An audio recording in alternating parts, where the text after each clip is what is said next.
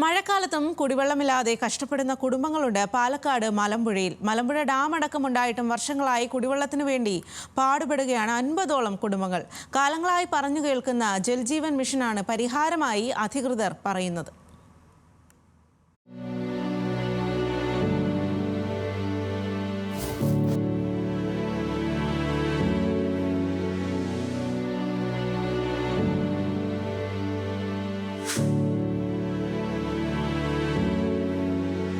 മഴക്കാലമായാലും വേനൽക്കാലമായാലും മലമ്പുഴ ചേമ്പന അടപ്പ് പ്രദേശത്തുകാർക്ക് കുടിവെള്ളം കിട്ടാക്കനിയാണ്.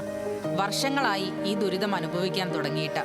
2 കിലോമീറ്റർ നീളുന്ന പൈപ്പുകളിലൂടെ മലയിൽ നിന്ന് വരുന്ന വെള്ളമാണ് ഏക ആശ്രയം. കുടിവെള്ളം മുടങ്ങിയാൽ പൈപ്പിലെ പ്രശ്നം കണ്ടെത്താൻ മല കയറേണ്ട അവസ്ഥയാണ്. നിത്യോപയോഗത്തിനെല്ലാം ഈ വെള്ളമാണ് ആശ്രയം. വന്യമൃഗങ്ങൾ ചവിട്ടിയോ മരച്ചിലകൾ വീണോ പൈപ്പ് പൊട്ടുന്നത് നിത്യസംഭവമാണ്. 50ഓളം കുടുംബങ്ങളാണ് ഒരിറ്റു വെള്ളത്തിനായി ഈ ദുരിതം പേറുന്നത്.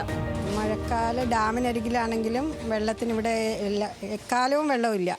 ഞങ്ങളിപ്പോൾ വെള്ളം എടുക്കുന്നത് മേലെ കാട്ടിൻ്റെ ഉള്ളിൽ നിന്ന് ഉറവുകളിൽ നിന്നാണ്. ചെറിയ ചാലുകൾ അരുവികളൊക്കെ ഉണ്ടല്ലോ, അതിൽ ഓസിട്ടിട്ടാണ് ഇവിടെയുള്ള ഇവിടെ ഇപ്പോൾ ഒരു 40-48 കുടുംബമുണ്ട്.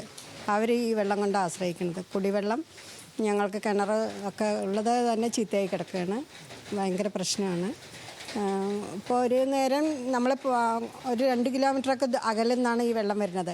ഈ കാട്ടുമൃഗങ്ങളുടെ ശല്യം കൊണ്ട് നമ്മളിപ്പോൾ അവിടെ പോയി നോക്കി ഇവിടെ എത്തുമ്പോഴേക്കും ചിലപ്പോൾ മൃഗങ്ങൾ എന്തെങ്കിലും ആ പൈപ്പ് വലിച്ചിട്ട് വെള്ളം കളയും. അപ്പോൾ ഒരു ദിവസം തന്നെ ചിലപ്പോൾ പല പ്രാവശ്യങ്ങളായി പോകേണ്ടി വരും മേലെ വെള്ളം കുത്തിവിടാൻ.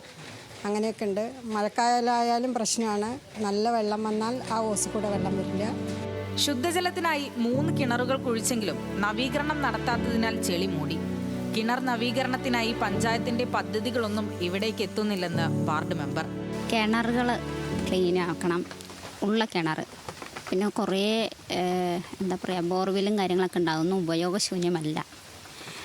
അത് ഓരോ വ്യക്തികളുടെ ഭാഗത്തായതുകൊണ്ട് അവരുടെ പെർമിഷൻ ഇല്ലാതെ ചെയ്തു എന്നുള്ളൊരു തർക്കത്തിലൂടെ പ്രശ്നത്തിലായിട്ട് നിൽക്കണം. പിന്നെ ഉള്ള ബോർവെല്ല് തന്നെ സ്ഥലമില്ല, അതായത് ടാങ്ക് വയ്ക്കാനുള്ള സംവിധാനം ഇവിടെ ഇല്ല.